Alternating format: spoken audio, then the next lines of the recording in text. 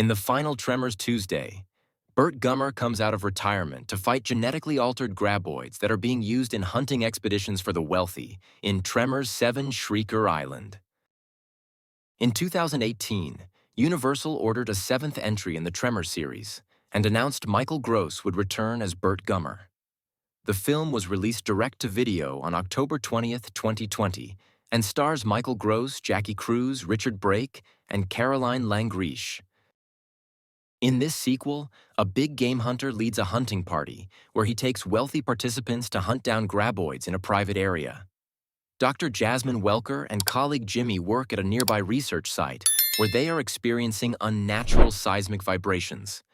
They find a dead Graboid and attempt to flee when they realize it has given birth to Shriekers. Jasmine, knowing what Graboids are, instructs Jimmy to use coordinates provided by her son Travis to find Burt Gummer. Jimmy finds Burt, who now lives in isolation as a survivalist away from the government and is content on being retired from anything related to Graboids. Jimmy informs him they need his help, and Travis is unavailable due to being arrested in Mexico for smuggling shrooms. Burt reluctantly agrees when Jimmy convinces him it's his destiny. Having cleaned himself up, Burt gets to meet the crew and tries to gather weapons only to find out that they have no firearms to defend themselves, only a bunker from World War II which has machetes, 2 flamethrowers, and dynamite that is unstable. Meanwhile, the Shriekers have begun killing off members of the hunting party. Eventually, they find the Shriekers, but they, like their parent Graboid, are superior to the originals and can now use their screams as sonic-emitting weapons, allowing them to pick off the hunting crew one by one. Finally, after a 4-movie absence, we get the Shriekers back. And now they're even more of a threat, because their shrieks are used as a sonic weapon. Thankfully, they convince Burt Gummer to come out of isolation to fight the genetically enhanced Graboids. It just wouldn't be a Tremors movie without Burt. Overall, I liked the cast of characters, and the actors did a good job. The cinematography was really good as well, and they build up the tension nicely at several key points throughout the movie. But I didn't care for the wealthy hunting party.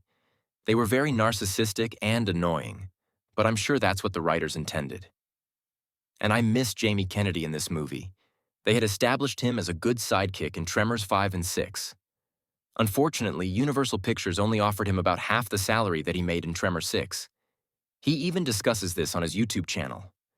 On top of that, the deal was a take-it-or-leave-it deal.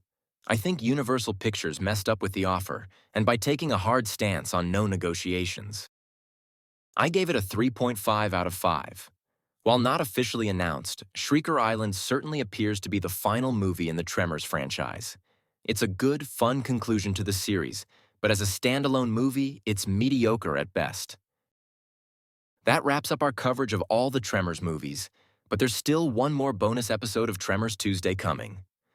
Burt Gummer is a fan favorite, and he's had some great Burt-isms throughout the Tremors franchise.